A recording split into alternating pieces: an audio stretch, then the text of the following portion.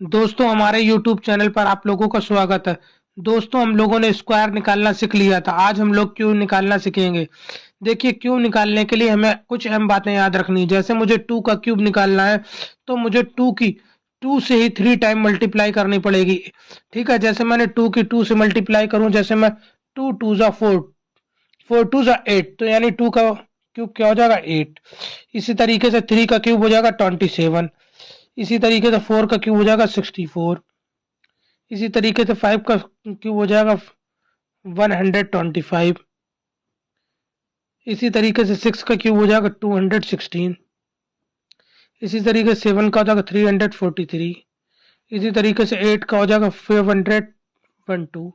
इसी तरीके से 9 का हो जाएगा 200 729।